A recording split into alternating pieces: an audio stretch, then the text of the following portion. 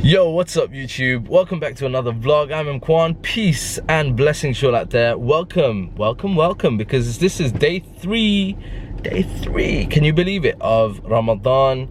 Wow, it still feels like day one. It's actually not as difficult as I originally anticipated. Like 3 days ago I was thinking about it, thinking, gosh, I gotta fast in Ramadan in summer.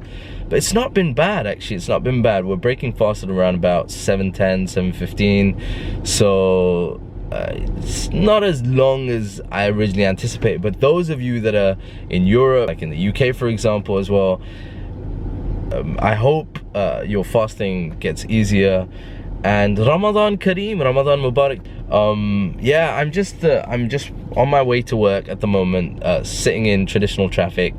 But I'm leaving later because, you know, here in the UAE, in Ramadan as a month, you start later and you finish earlier, which is one of the big perks of Ramadan. And it's nice, actually. It's just it's cool to have that, because it's a nice send-off just before summer.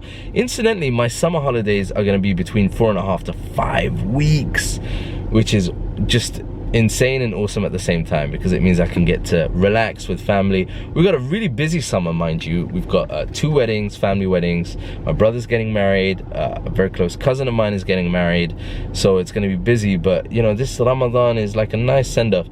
Having said that, I thought it would be relaxing. It's not been relaxing at all for me, because the first 2 days I was busy trying to meet deadlines to projects that were running before Ramadan. So that's really taken time kind of away from the concentration, etc. Whoa, it's crazy hot. Do you like my socks? 40 degrees, and if you're boarding an Air Arabia flight to Kathmandu, it's overcast with chances of... Right, on my way home. Now, I think on my way home today, I'm probably gonna see, based on the last 3 days, at least 3 accidents. Because yesterday was probably the peak. I saw about 5, 6 cars. And these weren't like together in one accident, they were separated. It's absolutely insane how people drive in Ramadan. You started in Hong Kong. Now, Moore said that you absolutely hate this comparison. Fantastic story how she went from Filipino domestic worker to world-class street photographer, really. Happening on Saturday at 4:30 at GPP. Because we want to manage the numbers, we have registration. I'm expecting a bunch of packages, but I wasn't expecting this. This is from DHL.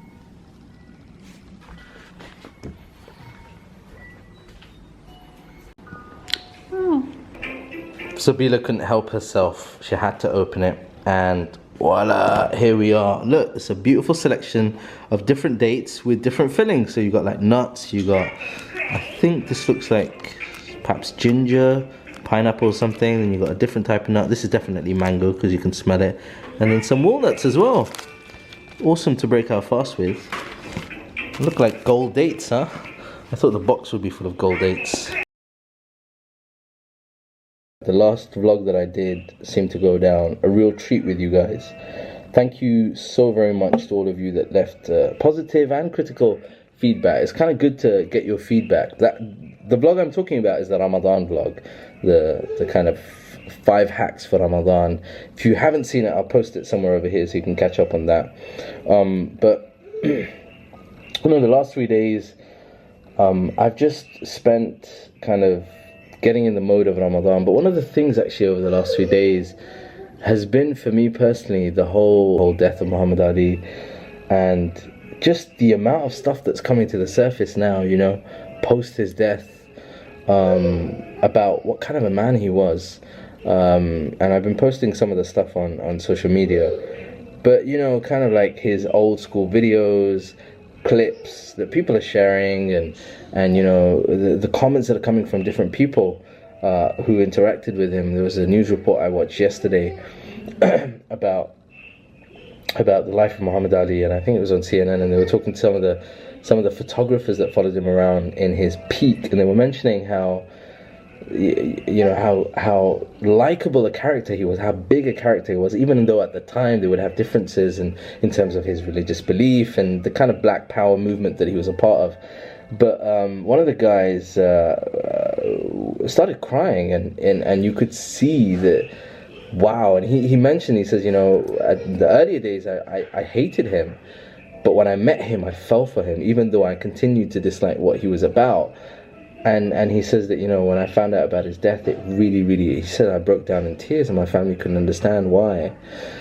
And I suppose this is the legacy of a man that's really loved. And I found out recently that a teacher of mine is going to be leading his funeral prayer, Imam Zaid Shakir, in the US, and it's just remarkable, you know, the kind of the love that this man has. Even here, there were some students that I met, and they were telling me how, you know, how sad they were that Muhammad Ali had passed. So got me thinking about the legacy that we leave behind, you know, like there's so much that we do, there's so much that we are chasing, there's so much that we want to kind of attain in terms of rank and wealth and everything else, but ultimately, what is it that we're going to be remembered as when we pass?